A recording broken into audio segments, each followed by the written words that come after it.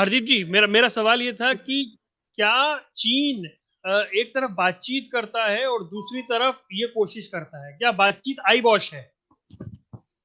निश्चित तौर पर अगर हम पूरा इतिहास देखें और जो पूरी ना सिर्फ इंडिया के साथ बल्कि पूरी पूरी दुनिया में, चाहे ऑस्ट्रेलिया के साथ संबंध हो, लगातार यूएस के साथ संबंधों की बात हो, चाहे किसी अफ्रीकन कंट्रीज के साथ संबंधों की बात हो, एक तरफ वो दूसरी तरह का जाल फेंकता है, दूसरी तरफ वो दूसरी तरह का जाल फेंकता है।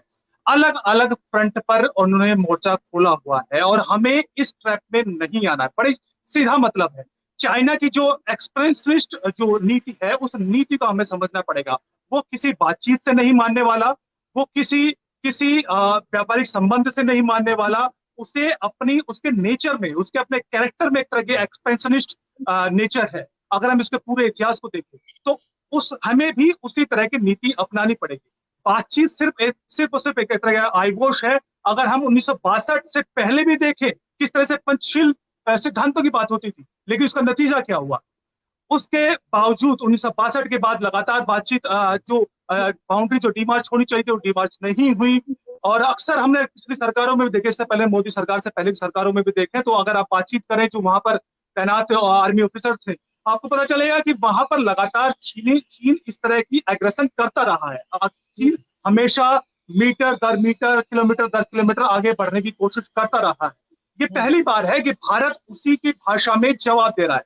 दिक्कत यही हो रही है कि भारत अब तक जवाब नहीं दे रहा था, अब भारत जवाब दे रहा है, भारत अब आगे बढ़ रहा है। आप सोचिए कि क्या आपने इससे पहले सुना था कि भारत एलएसी पार करके आगे बढ़कर उस इलाके में पहुंचा है जो कि अब तक कहा जाता है कि चीन के कब्जे में है।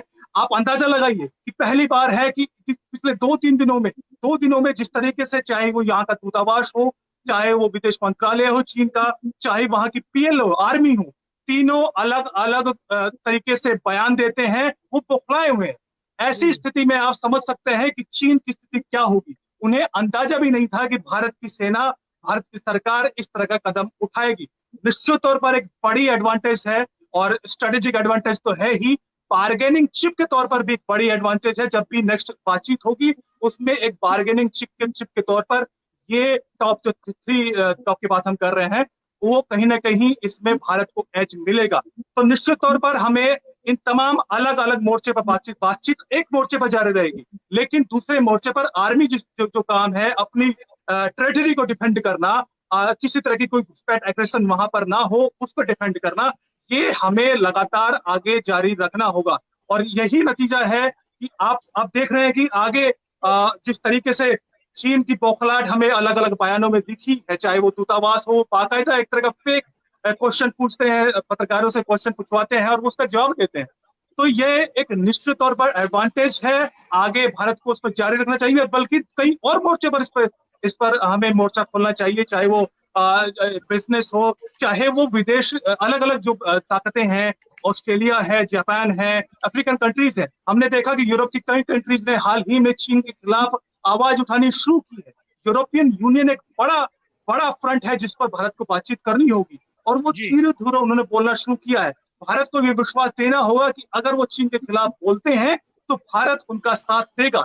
यानी जो एक्सपोर्ट चीन करता है यूरोपियन यूनियन को, उसका सब्स्टिट्यूट इंडिया हो सकता है। ये विश्वास उन शक्तियों को दिलाना होगा, तभी वो बोल पाएंगे और तभी भारत की एक स्ट्रेटेजिक विन हम कह सकते हैं। ठीक है, बहुत अच्छे तरीके से आपने इसका विश्लेषण किया। कर्नल टीपी त्यागी साहब, आपसे मेरा सवाल ये है, एक तो थोड़ा सा आप इसको अनम्यूट है, इसको अनम्यूट कर लीजिए, आपके यहाँ म्यूट है ये। मेरे को एक बात बताइए कि आखिर यहाँ से क्या ऐसा रिटेलिएशन जो हमने किया है, ये चीन ने एक्सपेक्ट नहीं किया था, या हमारी तैयारी इस बार मुकम्मल थी? हाँ, 1960 में अभी तो 19 मीटिंग हुई है, उस समय 40 मीटिंग हुई थी। बीजिंग में हुई थी, दिल्ली में हुई थी, रंगून में हुई थी, और उन मीटिंग्स में लाइन ऑफ एक्चुअल कंट्रोल के डिफरेंट पॉइंट्स के लॉन्गिट्यूड और लेटिट्यूड बताते थे। मिनट्स ऑफ द मीटिंग पे दोनों देशों के अफसरान ने साइन किए थे, जो हमारे पास भी है, जो बीजिंग के पास भी है। उसने नहीं मानी। 1993 से लेकर 2013 तक कई संधियां हुई, उसने नहीं मानी। वो बार बार घुसपैठ करता रहा। हम पता नहीं क्यों कि चीन है, ज्यादा इससे झगड़ा वो लेना नहीं है। 2013 तक करीब 6,500 स्क्वायर किलोमीटर जमीन हिंदुस्तान की हमने उसको दी, in addition to the Aksai Chin and in addition to the land given by Pakistan from POK to China. अब स्थिति पहली बार हम सामने उसके खड़े हुए, अब मैं आपके सवाल पे आ रहा हूँ, हम उसके सामने खड़े हुए, उसके पीछे पॉलिटिकल व्यू तो है ही है, लेकिन सेना की इंटेलिजेंस भी है।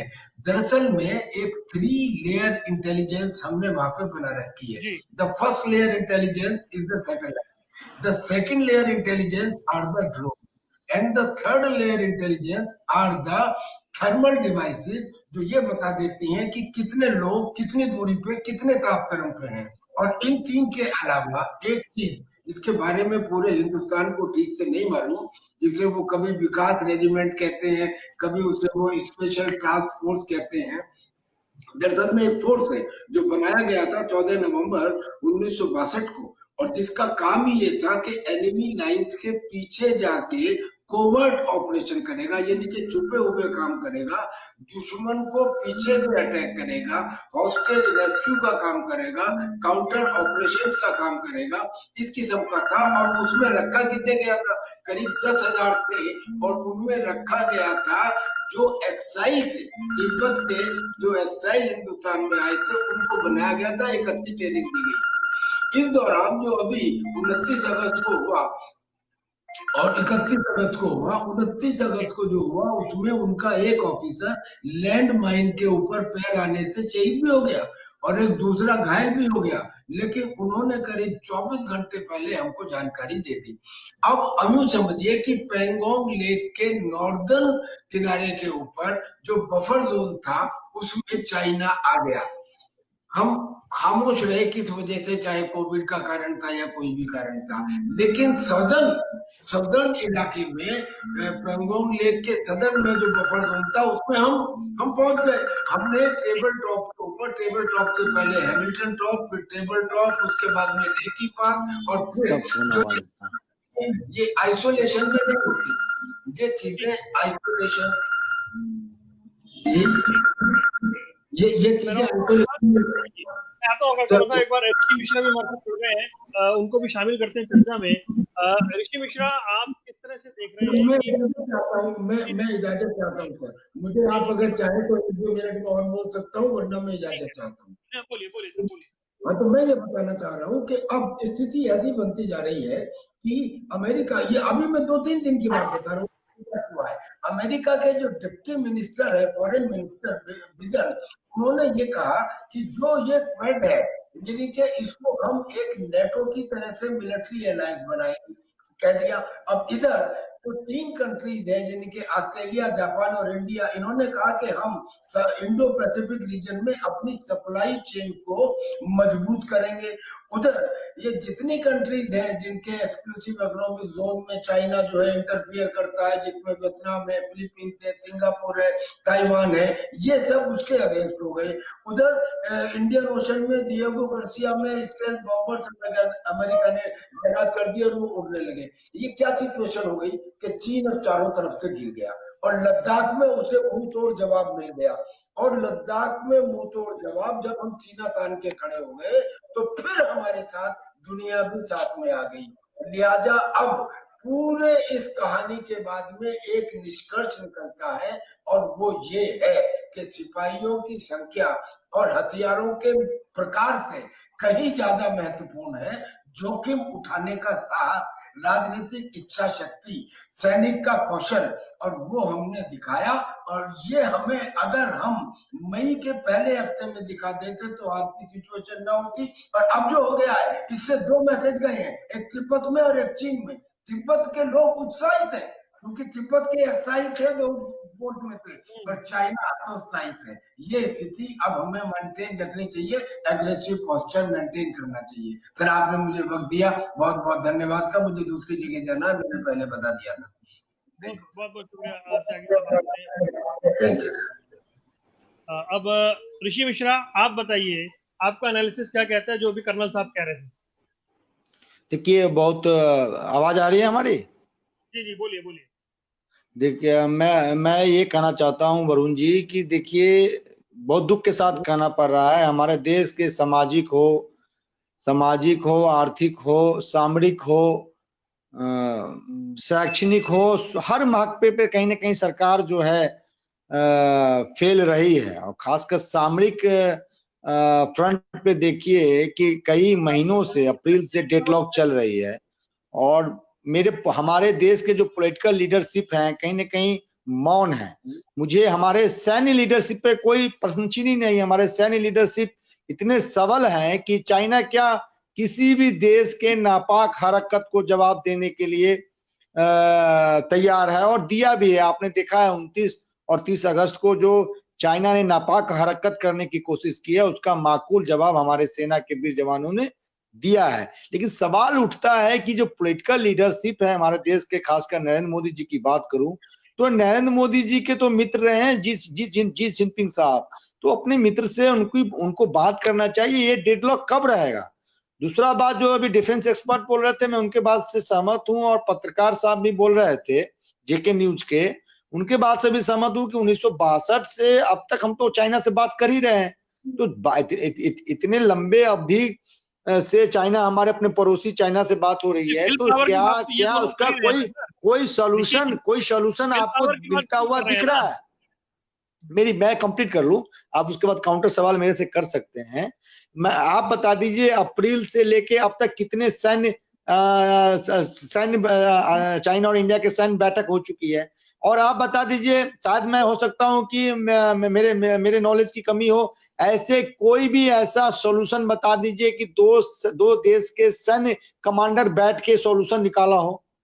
तो मैं ये कह रहा हूं कि भाई कमांडर टॉक होना चाहिए, सैन्यों के बीच टॉक हो रही है वो चलने दीजिए, लेकिन जो पॉलिटिकल टॉक होना चाहिए, पॉलिटिकल टॉक को चालू करना चाहिए। 2013 में प्रधानमंत्री जी लाल आंख दिखाने की बात करते थे, अब लाल आंख क्यों नहीं दिखा रहे हैं चाइना को?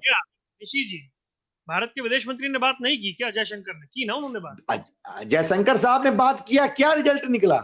मैं कह रहा हूं जयशंकर साहब ने बात किया, क्या रिजल्ट निकला? रिजल्ट ये निकला कि 29 और 30 अगस्त को आपके पीठ पे छुरा भोंकने की कोशिश चाइना ने की। वो तो हमारे वीर जवान सजग थे कि चाइना के नापाक हरकतों का माकूल जवाब दिया। लेकिन मेरा सवाल पॉलिटिकल लीडरशिप नरेंद्र मोदी जी को लेकर है। हरदीप लश्करी, आप कह रहे थे कि ये स्ट्रॉन्ग विल पावर थी कि हमने पहली बार ऐसा सुना कि हमने अग्रेशन वहां दिखाई है। तो इसमें क्या फिर पॉलिटिकल जो लीडरशिप है उसकी क्या भूमिका होती है फिर? देखिए, उसकी जो भूमिका है वो आप देख रहे हैं, ये उसी भूमिका का नतीजा है कि आज हम ये कह सकते हैं, और चीन ये कह रहा है, खुद अपने मुंह से कह रहा है कि इन्होंने 3 LOC पार करके 3 हिल टॉप पर कब्जा कर लिया है। ये किसकी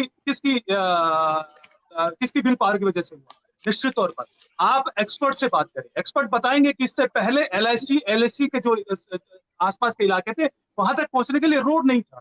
आज जो 255 किलोमीटर का डेमचौक से लेकर ओल्डी बेग तक का जो रोड बना है LAC के साथ साथ होते हुए, उसके जो पैरेलल जो रोड बना है, वो स्ट्रेटेजिकली कितना ज्यादा चीन को छुप रहा है, उसका नतीजा आप देख रहे हैं। ये किसकी विल पावर की वजह से हुआ? इससे पहले ये होता था कि सरकारें कहते थे कि अगर भारत ये कोशिश करेगा, ये रोड बनाएगा, तो चीन नाराज होगा। चीन को नाराज नहीं करना चाहते थे इससे पहले की सरकारें। आप बताइए, इससे पहले रोड क्यों नहीं बना? अरे सर पॉलिटिकल लीडरशिप सुनिए, पॉलिटिकल लीडरशिप क्या होता है मैं बताता हूं। पॉलिटिकल लीडरशिप ये होता है कि मैं राजनीतिक जब, अरे भैया मैं पत्रकार हूं, मैं कांग्रेस का नुमाइंदे नहीं हूं। अरे भैया मैं पत्रकार हूं, कांग्रेस का नुमाइंदे नहीं हूं। पॉलिटिकल लीडरशिप क्या होती है मैं बताता हूं। आजकल पत्रकार और डिफेंस एक्सपर्ट को क्या हो गया पता नहीं। पॉलिटिकल लीडरशिप ये होता है कि चाइना के ठीक नाक के नीचे से सिक्किम को भारत में विलय करा दिया जाता है।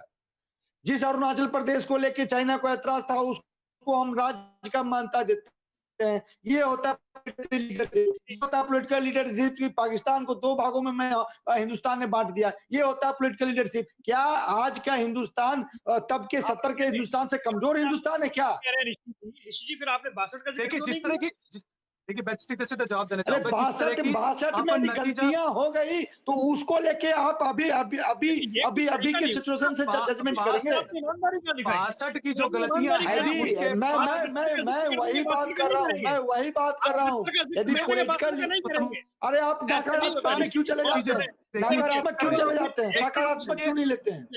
रुक जाइए, रघुवीर सिंह जी मेरे साथ जुड़ गए हैं, कर्नल रघुवीर सिंह साहब जुड़ गए हैं। सर बहुत बहुत स्वागत है आपका। रघुवीर जी मेरी आवाज सुन पा रहे हैं आप? धन्यवाद। जी जी। हाँ जी, सुन पा रहे हैं। जी। रघुवीर जी, ये जो 29 और 30 अगस्त को लद्दाख में हुआ, ईस्टर्न लद्दाख में हुआ, अब सवाल ये है कि हम जिस स्ट्रेटेजिक एडवांटेज के मोड में अभी आए हैं, आप किस तरह से देखते हैं इस कंडीशन को?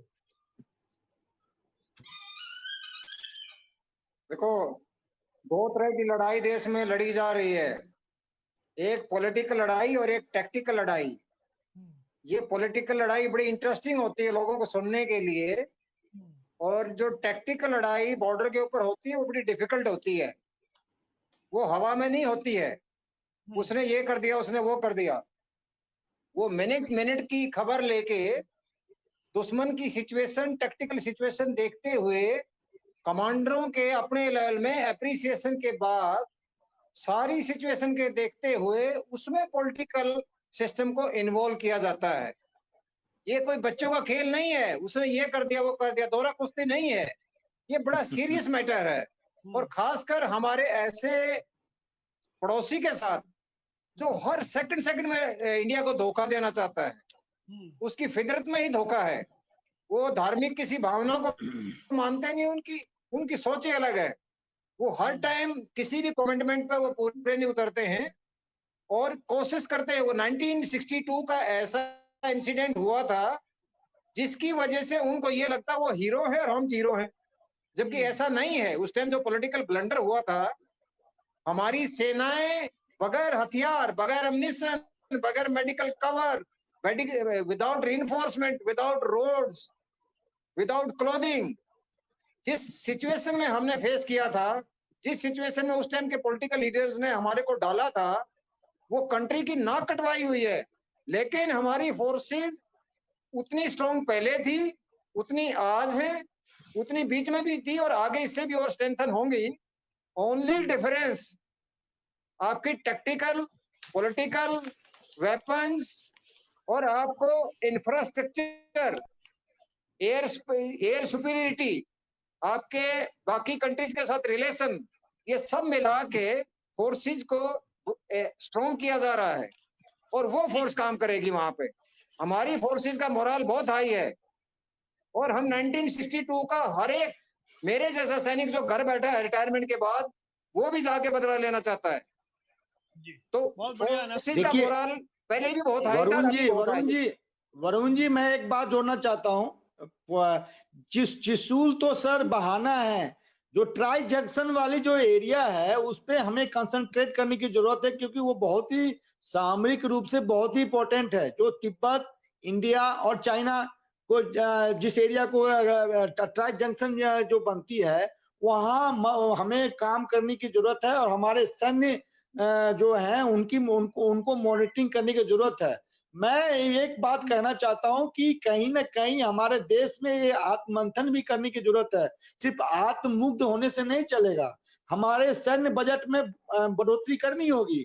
मोदी जी जो 10,000 20,000 करोड़ प्रचार में खर्च करते हैं, उसकी कुछ कटौती करके यदि जो माउंटेन स्ट्राइक कोर जो बनाया जा रहा था 2013 में मनमोहन सिंह सरकार ने माउंटेन स्ट्राइक कोर की जो रजामंदी दी थी, ये सरकार ने क्यों बंद कर दिया? आज माउंटेन स्ट्राइक कोर होता तो आज हमारी सामरिक स्थिति और मजबूत होती और बेहतर होती, क्योंकि चाइना के जो ट्रूप हैं वो पहाड़ी एरिया में लड़ने में सब उतने ट्रेंड नहीं होते हैं जितने हमारे फोर्स होते हैं। तो मेरा ये कहना, मुझे किसी पॉलिटिकल पार्टी पे अटैक करने का ये अभी सिचुएशन नहीं है। हम सबको एक आवाज में बात करनी होगी वरुण जी। इसलिए मैं कह रहा हूं, यदि माउंटेन स्ट्राइक कोर आज होता तो हम और बेहतर स्थिति में होते और बेहतर ढंग से चाइना को काउंटर करते। अजीत जी देखिए, मुझे ऐसा लग रहा है कि इंडियन आर्मी कैपेबल है, इंडियन आर्मी पूरी तरह कैपेबल है फिलहाल की स्थिति में। ये बात कौन कह रहा कैपेबल नहीं है? यकीनन जो जिस बजट बढ़ोतरी की बात हो, ठीक तरीके से इक्विप करने की बात हो, वो निश्चित तौर पर हमेशा जारी रहेगी और वो एकदम से नहीं होने वाली। अभी हमने देखा कि वो जून महीने में शुरुआत हुई है, ये धोखा हमने अभी हाल फिलहाल में खाया है और ये इतने आसानी से इतना जल्द नहीं होने वाला। और हमने 2017 में भी हुआ था, 2017 में भी हुआ था, उसके बाद भी लगातार कोशिशें हो रही है। मैं कह रहा हूं कि उसके बाद लगातार जिस तरीके से, जिस तेजी से रोड बनाने का काम चालू हुआ, उससे पहले कहाँ हुआ? रोड तक नहीं बना इस देश में। आज जिस तरीके से चीजें शुरुआत हुई हैं, ये एक ऐसे नहीं है कि हमने कहा कि आज भारत चीन को सबक सिखाना, चीन को सबक सिखा दिया जाएगा। हमें बहुत अलग अलग फ्रंट पर, जिस तरीके से चीन पत्रकार साहब, अलग ऐप नहीं, चाइना का मैप बदलने की जरूरत है, चाइना की मैप बदलने की जरूरत है, ऐप नहीं, चाइना की मैप बदलने की जरूरत है। एलएसी पे बात करने की जरूरत है। एक कब तक चाइना जो है एलएसी में भारत को फंसा कर रखेगी? एलएसी पे ये 1962 से एलएसी पे बात कर रही है। वही चीज मैं कह रहा हूँ, ये चाइना कब तक हमें फंसा के रखेगी? एलएसी पे तो कभी बात हुई नहीं, एलएसी कभी डिमैच हुआ नहीं। बात ये करनी है कि जो सक्सकाम घाटी का 5000 वर्ग किलोमीटर का एरिया है, इसके अलावा अक्साई चीन का एरिया, जिसको पाकिस्तान ऑक्यूपाइड जो चाइनीज। अरे भैया, हम अपने फिंगर फोर से आगे बढ़ नहीं पा रहे हैं और अब आप अक्साई, अमित शाह के भाषा बोलने लगे हैं, अक्साई चीन की बात करते हैं। फिंगर फोर से आगे हम पेट्रोलिंग नहीं कर पा रहे हैं। फिंगर फोर से आप अप्रैल से आगे पेट्रोलिंग कर पा रहे हैं, फिंगर 8 तक हम जा पा रहे हैं। अरे पेट्रोलिंग की तभी 3 हिल टॉप आज कब्जे में है ऋषि जी, तभी अरे भैया, हम इधर की बात कर रहे हैं, नॉर्थ साइड की बात कर रहे हैं। आप साउथ साइड की बात मत कीजिए, हम नॉर्थ साइड की बात कर रहे हैं। अरे भाई, वो अच्छी बात है, वो वेलकम करता हूँ, वो वेलकम करता हूँ दादा, वेलकम करता हूँ। आप क्या कहना चाह रहे हैं कि इंडियन आर्मी नहीं जा पा रही है? आप कहना क्या है? इंडियन आर्मी नहीं, आप इंडियन आर्मी के पीछे सरकार की विफलताओं क्यों छुपाना चाहते हैं? अरे भाई, नरेंद्र मोदी जी से कीजिए ना। लाल आंख नहीं दिखा पा रहे हैं नरेंद्र मोदी जी, लाल आंख कहाँ है? चाइना को लाल दिखाना चाहिए ना। लेह में, लद्दाख में जाके भाषण किसने दिया? कौन गया? भाषण तो इंदिरा गांधी भी दी थी, भाषण तो इंदिरा गांधी भी दी थी, लाल बहादुर शास्त्री भी दिए थे। भाषण से नहीं, काम से चलता है काम, मन की बात से नहीं, देश की मन की बात सोचना पड़ता है। आपको क्या लगता है कि वो AK-47 लेके बॉर्डर पे जाएंगे क्या? बात से ही चलता है, पीएम की बात से ही सब कुछ चलता है इस देश में। या तो वो गलत पीएम की बात से, अरे पीएम की बात पे चले ना, पीएम की बात पे चले ना। सुनिए मेरी बात, पीएम की बात, अरे सर पीएम की बात पे चले ना, तो पीएम की बात पे चले ना, तो नाला में बर्तन डाल के गैस निकालना पड़ेगा। जिस तरीके से हमें स्पष्ट तौर पर करना चाहिए, हमें दिखाना पड़ेगा जो राजनीतिक बात है। हमें कहना पड़ेगा कि जो 22 फरवरी प्रधानमंत्री की बात मानो ना, प्रधानमंत्री जी की बात मानो ना, नाला पे बर्तन डाल के गैस निकालना पड़ेगा। यकीन, राजनीतिक बात के मामले से कोई संबंध है क्या? सवाल मुझसे है, क्या पूछ, क्या आपने जो अभी बात कही नाले और गैस की, इसका क्या बॉर्डर से कोई संबंध है? फिर आप कह रहे हैं देखिए अब वरुण जी आपका सवाल हो गया, मुझे बोलने दीजिए। पत्रकार साहब ने कहा कि प्रधानमंत्री के बात में विश्वास है। इस पे मैंने कहा कि प्रधानमंत्री की हर बात पे मैं विश्वास नहीं करता हूं। उन्होंने कहा था एक बार नाला पे बर्तन डाल दो, पाइप लगा के चाय बना लो। तो मैं प्रधानमंत्री की हर बात पे विश्वास नहीं करता और इंटायर पॉलिटिकल साइंस मैंने नहीं पढ़ा। चीन के मामले में इंटायर पॉलिटिकल साइंस नहीं पढ़ा हमने। विदेश नीति के मामले में करना होगा, इस देश को एकजुट करना होगा और इस देश को एकजुट होना होगा और करना होगा। इंटायर पॉलिटिकल साइंस भी पढ़ना होगा, इंटायर पॉलिटिकल साइंस भी पढ़ना होगा मेरे भाई। इंटायर पॉलिटिकल साइंस पढ़ लीजिए। जिस अलग अलग फ्रंट की मैं बात कर रहा हूँ, चीन कैपेबल है इस तरह की भाषा भारत के अंदर बुलवाने के लिए। चीन कैपेबल है, चीन ने वो फ्रंट खोला हुआ है। अरे भैया, सेना हमारा कैपेबल है जवाब देने के लिए, हमारी सेना कैपेबल है, आप चिंता मत कीजिए। नरेंद्र मोदी जी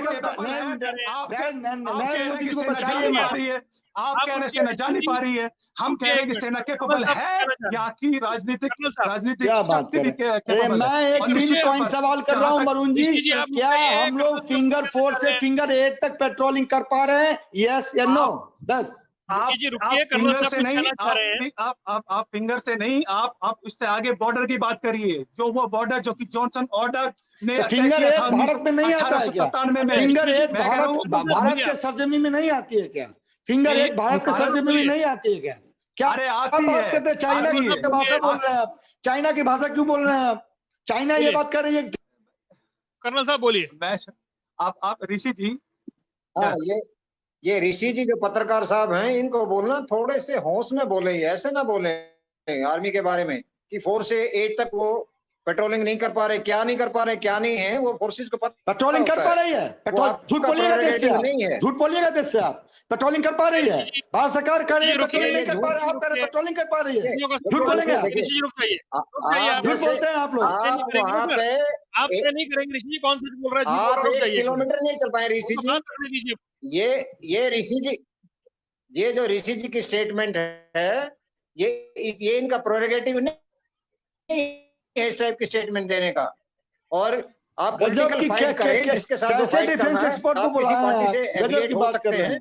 अरे पार्टी, आप तो No, party no, no, politics no. हटाइए ना। हम सवाल No, हमने no, no, किया no, no. है फिंगर 4 से ऋषि जी, फिंगर 8 तक हमारी सेना बफर जोन में पेट्रोलिंग कर पा रही है आज के डेट में। यस या नो बता दीजिए आप देश को।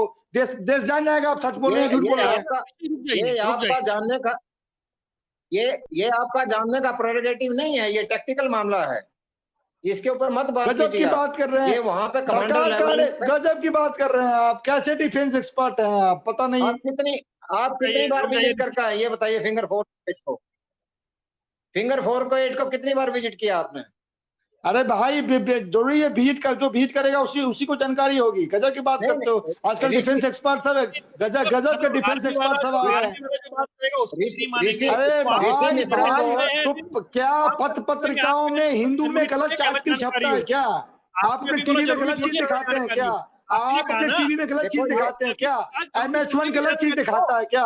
MH1 चीज। अरे भैया आप गजब की बात कर रहे हैं, आप गजब की बात कर रहे हैं।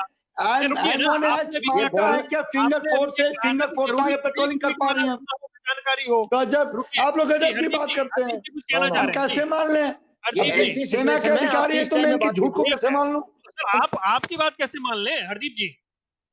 अरे भैया सरकार कह रही है कि पेट्रोलिंग नहीं कर पा रहे हैं। हरदीप जी कुछ कहना चाह रहे हैं जी? देखिए मैं सीधा ये कह रहा हूँ कि वो सिर्फ वो फिंगर 8 की बात कर रहे हैं। मैं कह रहा हूँ कि हम कह रहे हैं कि 42,500 वर्ग किलोमीटर की वापस लेने की बात होनी चाहिए। लेकिन आप जिस पॉलिटिकल बिल की बात कर रहे हैं, धन्य है आप लोग, धन्य है प्रभु, धन्य है आप लोग। उन्हें बात नहीं करनी, उन्हें सिर्फ इस पर पॉलिटिक्स करनी। एनीवे, मैं ये कह रहा हूँ कि जिस तरीके से 22 फरवरी 1994 को भारत की संसद ने एक रेजोल्यूशन पास किया था, एक पॉलिटिकल बिल दिखाने के लिए इस तरह के रेजोल्यूशन पास करने की जरूरत है उस क्षेत्र को वापस पाने के लिए भी जो कि चीन के कब्जे में 1962 से पहले 1962 के बाद जो भी चीन के क्षेत्र कब्जे में हुआ। इससे निश्चित तौर पर 2 चीजें होंगी। एक, भारत की विल पावर एकजुटता दिखाई देगी, और ये भी समझ में आएगा कि जो पावर, जो शक्तियां, जो पॉलिटिकल पार्टियां, जो लोग यहाँ पर हमें दिखाई देते हैं एक तरह की कई बार चीन की भाषा बोलते हुए, पॉलिटिकल बिल के जरिए भारतीय सेना पर सवाल उठाते हुए। देखिए हम डिबेट में हिस्सा नहीं ले सकते। ये गलत आरोप लगाते, देशभक्त आदमी पे गलत आरोप लगाते हैं लोग। ये लोग सरकार के नाकामियों को बताने के बदले में सरकार को कवर करते हैं, कवर फायर देते हैं। ऐसे लोग देश के हित का कभी नहीं हो सकते। संसद का, अरे कारगिल भूल जाते हैं, कारगिल भूल जाते हैं। कारगिल किसके कारण हुआ था? इंटेलिजेंस फेलियर किसकी थी? कार्यक्रम खत्म करना है, कंक्लूसिव रिमार्क दीजिए। देखिए मेरा ये मानना है कि अक्साई चीन से लेके सब हमारे देश का हिस्सा है, लेकिन काम करने की जरूरत है, बकतौती करने की जरूरत नहीं है। बकतौती करने से अक्साई चीन नहीं आ जाएगा। फिंगर 4 से आगे हम नहीं पेट्रोल। भाषा गुस्सा आता है, यहाँ पे बकतौती करने के लोग आते हैं, सरकार को कवर करने आते हैं। सरकार को कवर करना है तो बकतौती मत क्या कीजिए। अक्साई चीन क्या है, LAC क्या है, LOC क्या है? अक्साई चीन का कितना हिस्सा है चीन के कब्जे में? बता दीजिए।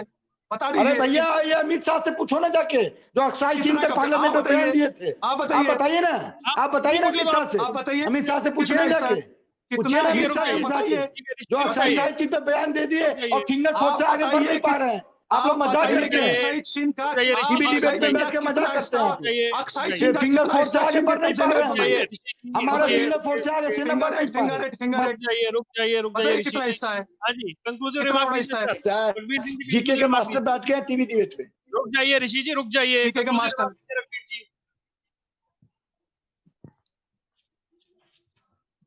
हाँ जी, जी ये जो ऋषि जी के व्यूज हैं, मेरे को लगता है ये पत्रकार मत बोलिए, एक पार्टी के प्रवक्ता बोलिए इनको।